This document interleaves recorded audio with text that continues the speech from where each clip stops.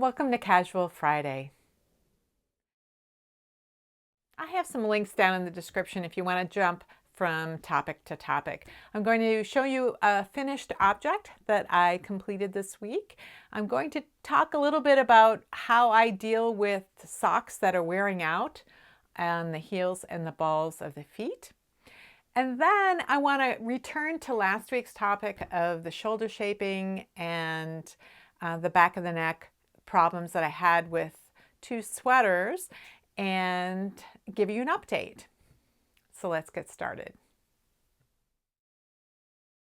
So I'm going to my niece's baby shower in Michigan this weekend. And last week I mentioned that I was feeling like I didn't quite have enough things to give to her, and I thought I would knit a baby sweater. The pattern I chose was called Jones from Tin Can Knits, and I not only started it last Friday night, I also completed it early this week.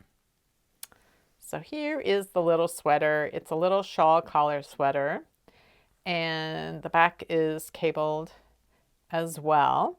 So it's knit in the round, or not in the round, it's knit in one piece. It's a cardigan, so you're knitting back and forth, but you're knitting the fronts and the back together up to the armholes, and then you separate for the armholes and knit up. And then it's a drop shoulder sleeve, so you pick up stitches around where the armholes are to be, and then you knit down to the cuff. When I was a new knitter, I loved knitting baby sweaters, and I typically would knit a newborn size or maybe 0 to 6 months. It would depend on what time of year the baby was born. I would want it to be able to wear in its first winter. So if it was born in the winter, I would make a newborn sweater. If it was born in the summer, I'd make one that was 6 months. But now that I have had children and raised them, and I remember how many gifts I got for my newborns, and I decided not to knit a newborn size, but instead to knit a sweater that was in the 1 to 2 year size. So in the past, I would have been able to knit a baby sweater for sure in a weekend, no problem. But I wasn't sure if I was going to be able to knit this sweater in a weekend or even in a week, because it was a larger size and it was cabled. So I knew there'd be more stitches than if it were, say, stockinette. So I did my typical spreadsheet creation, put all the shaping in, all the stitch counts, looked at how many stitches were going to be in the sweater. And it turned out that for this particular size sweater, there were 22,000 stitches. So I look at that as being sort of a sock and a half worth of stitches. So I know how long it takes me to knit a sock, and I thought, well, this would be like knitting a sock and a half. So I know I can knit a sock in a 24-hour period, so two days. But I also know that when I do that, I don't want to knit for the next day or two.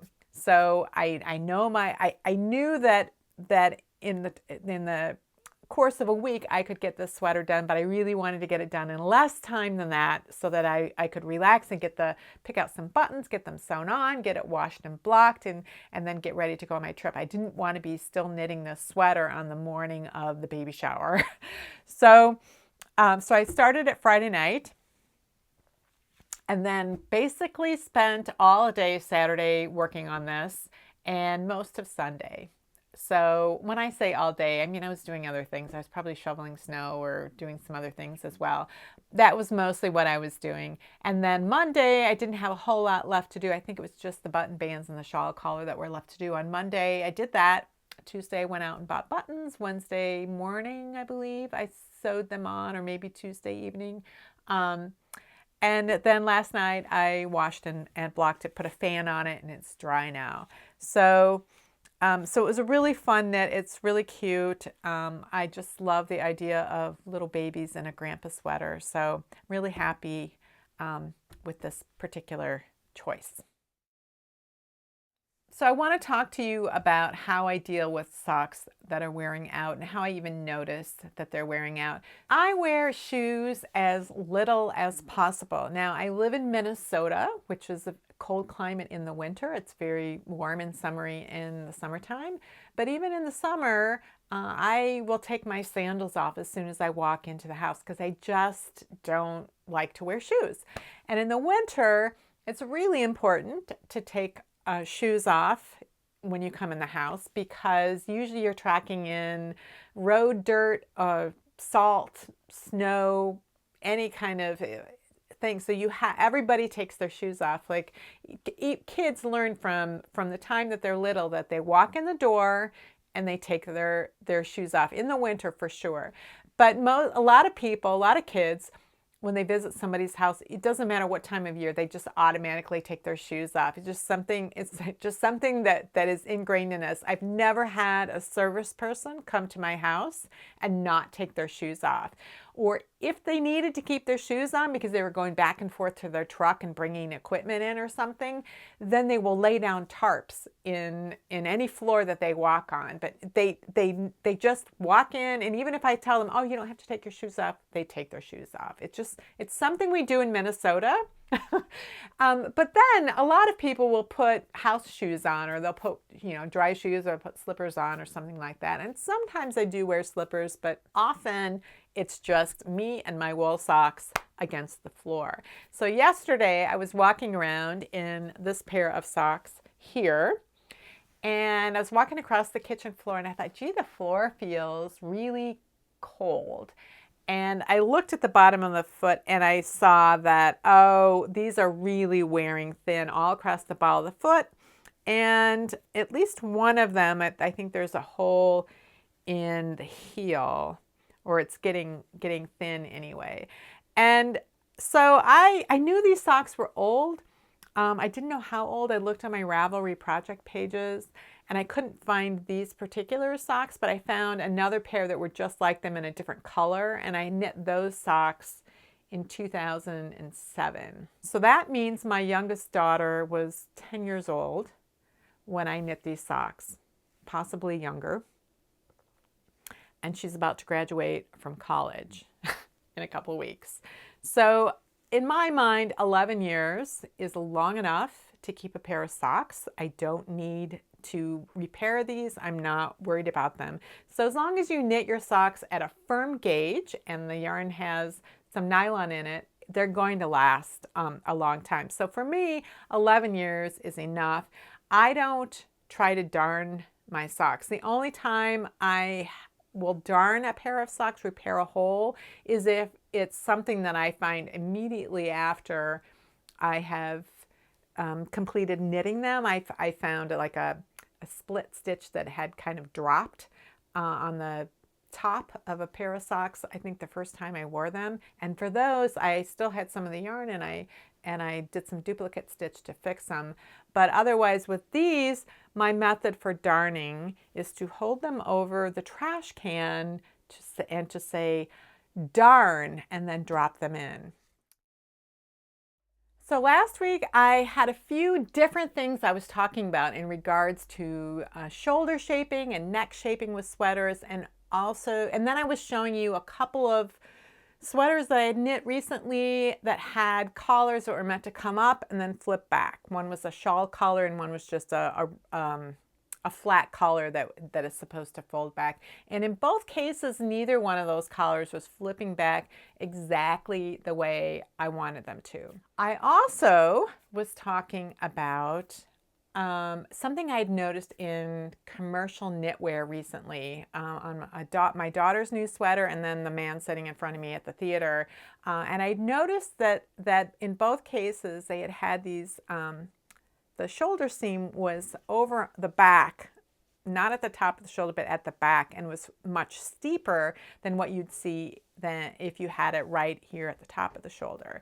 And I had just never noticed it before because I don't own a lot of commercial knitwear, and I hadn't seen this particular technique used in hand knitting, and I wondered if anybody else had, or if anybody understood what the advantage would be of that particular technique.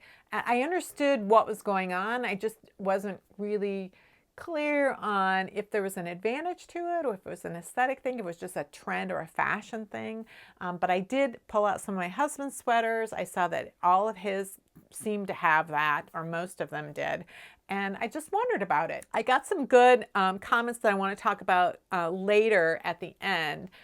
But in the meantime, I want to address some of the other issues that I was talking about and what I've been figuring out in the past week regarding shoulder shaping, and in particular these two sweaters that were causing me trouble, and tell you what my solutions are going to be for fixing them, because I wasn't really sure if there was any way of sort of rescuing them from the way that they were, based on the way that they were constructed and sort of my will to rip finished things out and fix them. So one of the things that I had been pondering was why some designers will have a back of the neck that goes straight across, while other times there will be a dip.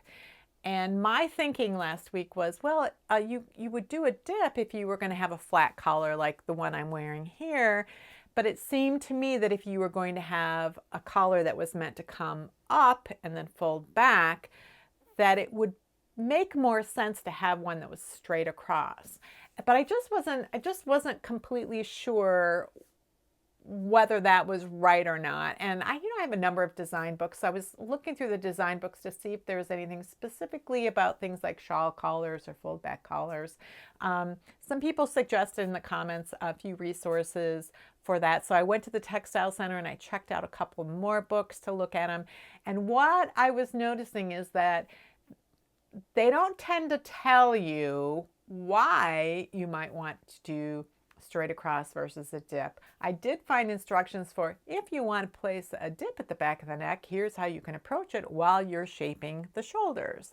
So I could see how to do that. But what I saw from observation, though, based on drawings and patterns of projects and things, was that typically if something did have a shawl collar or a fold back collar, in most cases the design schematic did show that the back of the neck went straight across. Like a lot of knitters who grow into designing their own sweaters and socks and other garments, I started out by learning the technique, learning why certain techniques were used in certain ways, and then realizing, oh, I could apply those techniques by modifying an existing pattern. And then I was able to move on to designing sort of simple garments myself.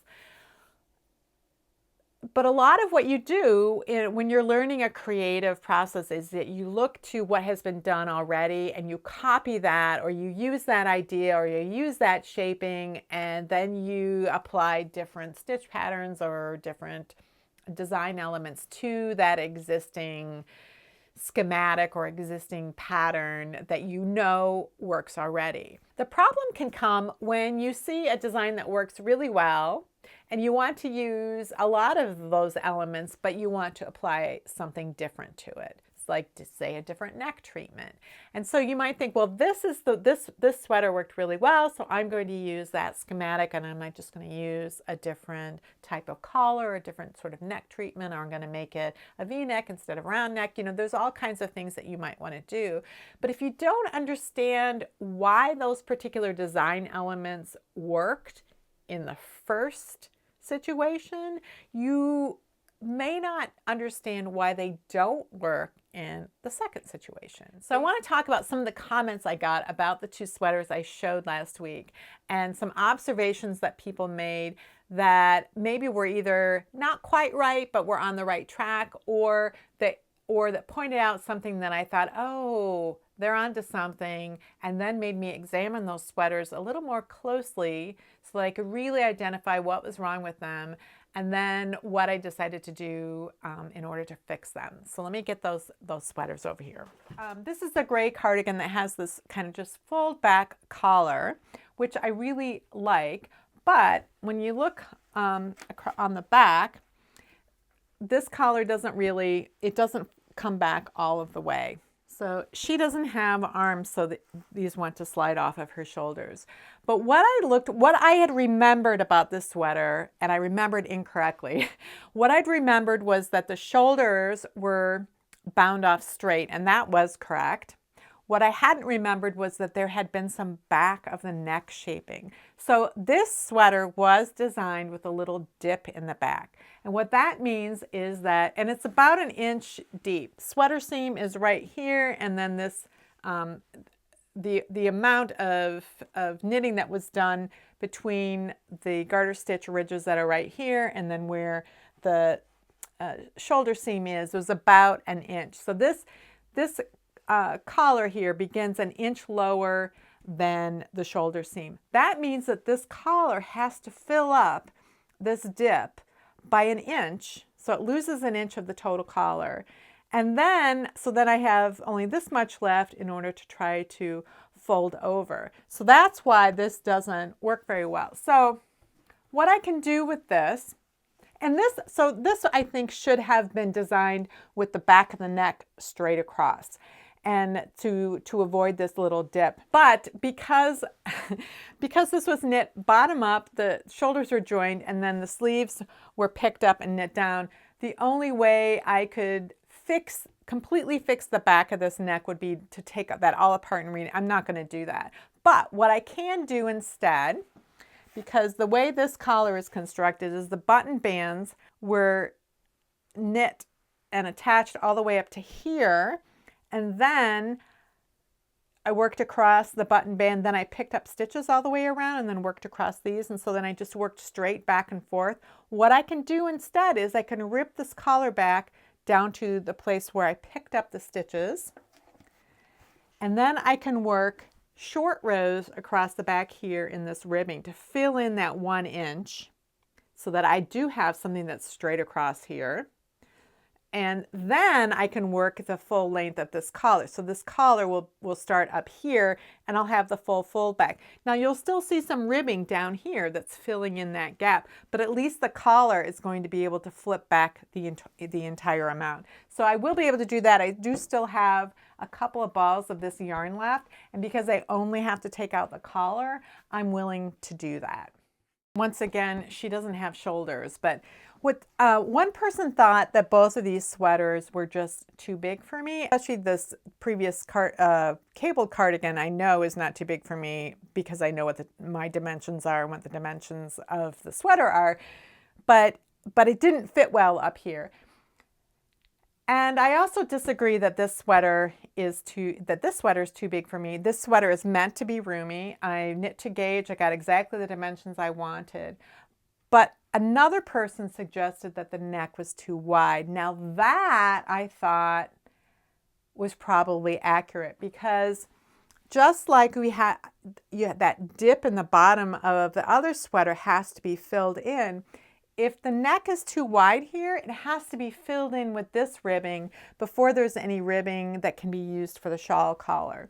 So I thought, well, that was interesting, but I thought, well, there could be one of several problems with this sweater. One of the problems could be that there just isn't enough structure up here at the shoulders, because that is where all of the weight of the sweater is here at the shoulders. And so if you have a stable shoulder seam, stable neck around the back, then that's the structure of your sweater. But if there is no structure here, and especially when you have a cardigan or a V-neck where this is open here, everything can start to slide down your sleeves, just like it's sliding off my dress form because she's got no arms. But this can spread wider and go down, and then you can end up with not enough collar here.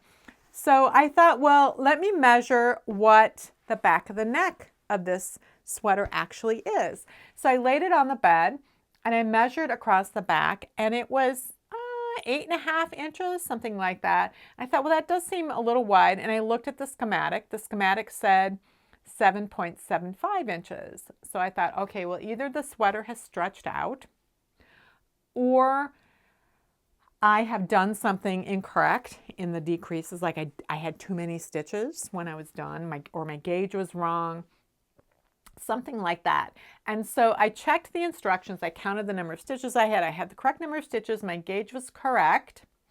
I followed the instructions correctly.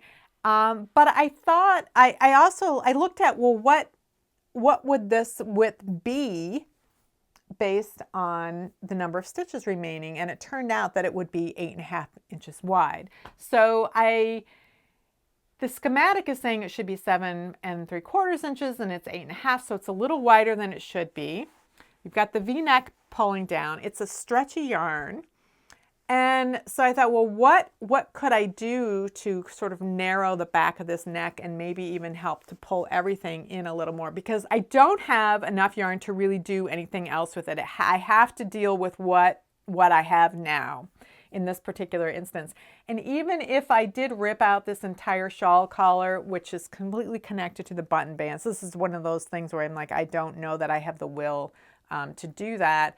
Even if I did that, and I tried to, if I continued knitting to make it narrow, that would make everything deeper here, and then that wouldn't fit. So another option would be to rip all the way back to the underarm joins and then work at different decrease rates so that when I did get to this depth, I would have something smaller. But again, the will to do that, I don't have it. What I think that I will do is to provide more structure to this so that it can't stretch, so that it will. I'm going to use some slip stitch crochet on the inside. I'm going to work some crochet on the inside of this all the way across that will prevent it from stretching and might even cause a little bit of drawing in if I can manage it. And so I draw it in a little bit and then prevent it from stretching while I'm wearing it so that it can't slide down my shoulders. And I think if I can do that, if I can draw it in a little bit, then that will help with the collar situation, at least somewhat. The other issue, I think, that has to do with a raglan sweater and a shawl collar is that even though this is straight across here, you have the shoulder width, if it's centered on the top of the shoulder, that causes the back to drop down a little bit, which again creates that dip. So this is another situation in which if I were to do a raglan that I might fill in with some short rows to bring this part up a little bit more and then work the straight back across. And there was a design book that I saw that had a tiny little drawing that implied that that is a better fitting shawl collar. Not specifically for raglans, but just even in general, that you can get a higher collar with more a better fitting shawl collar with a taller fold back if you do something like that. So I'm going to be, look, I got Herbie on my sweater. So I'm going to be experimenting more with this winter because I think it's helpful to not just follow instructions for how to do something, but to understand why it works so that you can have a clearer idea of how to modify it as you're going or before you get started. But this is a construction that I don't typically use, and so I just went with what was in the pattern, and knowing what I know now, I might have done some things a little differently, but it's too late now for me because I'm not ripping anything out of this. So the last bit of shoulder shaping thing I wanted to talk about was that I swore that I had never seen any hand knits that had used that technique of the seam at the back, you know, behind, not at the top of the shoulder, but along the back, that I'd never seen that. And then I got dressed today in this particular sweater that I've worn several times. And what do you know? This sweater has that shoulder at the back.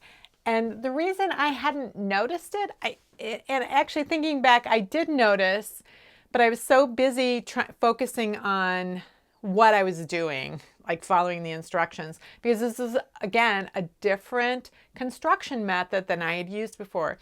This was a knit top down seamlessly, starting with the back of the neck. So you cast on stitches for the back of the neck, and then you work short row shaping for the shoulders. And what I had noticed when I was knitting it was, geez, this seems like a lot of short rows. It seems like more short rows than I would normally expect to see for the shoulders. And then, but I was following the instructions, and then pretty soon after you finish that, then you come around along the side, and then you are picking up stitches along that seam line in order to start the front. And I noticed there were no short rows along the front.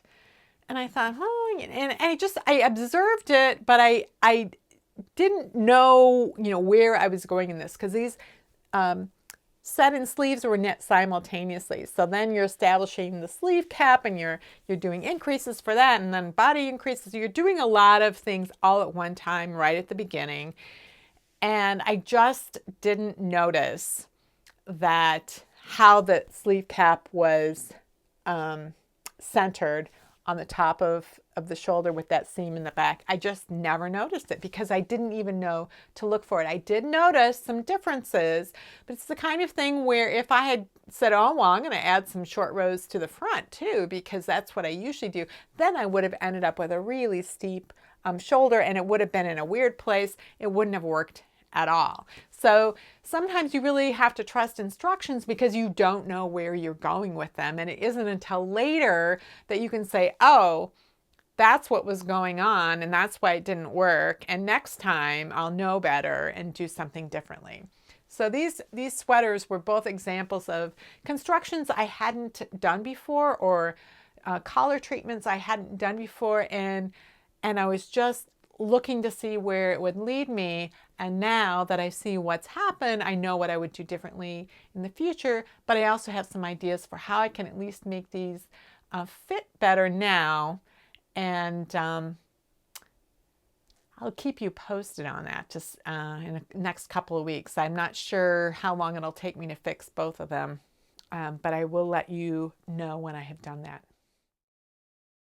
Oh, I have one more thing I wanted to update you on. So a year ago, as a holiday gift to my mother-in-law, I told her that I would knit her an accessory of her choice, and I arranged to meet her at a shop here in town called Stephen B, because I knew she's very fashionable, and Stephen B used to be in the fashion industry, and that shop is an amazing, really interesting, very different yarn shop from most yarn shops. And in terms of the kinds of yarns they carry, in terms of their sort of view on accessories, it's the place that I would want to go if I was going to knit an accessory. I wouldn't probably go there if I was going to knit an Aran sweater and I needed a sweater's worth of solid worsted weight wool. I probably wouldn't go there. I'd go somewhere else.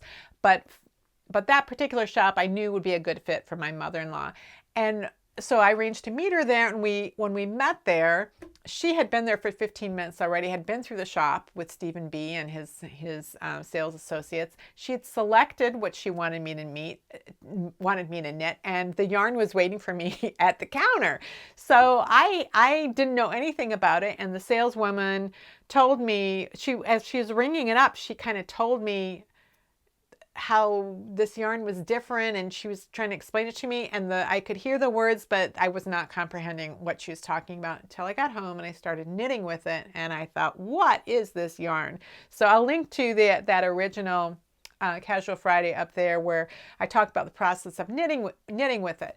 Well, earlier this fall, somebody had asked me about how did that wrap hold up? Like, did it pill or did it not pill as was promised? So I texted my mother-in-law because I knew she had just worn that thing to death last year. She told me how much she loved it. She wore it every day. She would take her clothes off. She'd put her pajamas on and she'd put it on over the top of it. Sometimes she fell asleep with it on. And I thought for sure the thing would be a ratty mess. And so somebody asked me about it in, I don't know, September maybe. And I said, well, I would ask her, and I texted her, and she said, oh, she pulled it out because it had been in storage all summer. She pulled it out. She said, oh, it's in pristine condition. It's perfect. And I was kind of surprised. Now, she does have some vision issues, so I thought, well, maybe she just isn't seeing it very well. And I knew that we would be down there visiting her at Thanksgiving. And so when we were down there, she brought it out and showed it to me, and she was right. The thing was practically like brand new. I couldn't believe how great that wrap still was. And I asked if I could take some pictures of her wearing it, because in my video, I had tried it on. I'd put it on the way it was shown in the pattern. Now, my mother-in-law had never seen the pattern. She had only seen the wrap hanging on a hanger in the shop. And so then when I sent it to her, she put it on the way that made the most sense to her. I'm going to show you the photos of her wearing it. The way that the pattern was wearing it was sort of horizontally, and it was placed, had the button placed at this shoulder, and the midpoint was wrapped around the upper arm. And I remember when I tried it on thinking, this is ridiculous. And, you know, because it was constraining this arm, and then this one, the opening would just fall off the arm, and so that arm wouldn't stay warm. So I thought, well, this is an accessory for fashion. This isn't a practical accessory. And yet she wore it all the time. And so when I saw her, how she was wearing it, I'm like, oh, of course, that is the perfect way to wear it. And she told me what was so perfect about this wrap was the length. It hit her at about like where a 3/4 length sleeve would hit you if you're wearing a sweater. And so that meant she could cook, she could wash her hands, she could do whatever, and it wouldn't get wet, it wouldn't get near anything else, but it was long enough to keep her arms warm. And I said, well, it's kind of like a poncho, but maybe a little nicer. And she goes, oh no, it's way better than a poncho, because a poncho usually comes away so long and you're having to fight to get your arms out of it. She said, this is just perfect. So I went on to Ravelry and I looked at all the project pages, and I thought, well, am I the only one who had no ability to see that, you know, the person standing on the hill wearing this in a fashionable way was not the way this thing maybe should be best worn?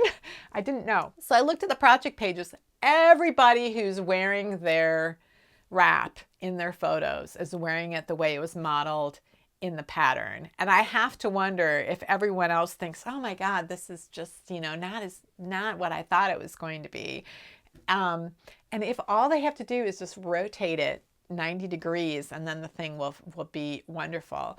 So anyway, I wanted to update you on that and show you what it actually looks like on the person who it was knit for and who has more sense about how to wear these things than I do. If you like my videos, you can support me by buying me a coffee on Ko-fi.com. If you have any comments or questions about today's video or suggestions for videos you'd like to see in the future, you can leave those down in the comments below or join the discussion in my Ravelry group, Rocks.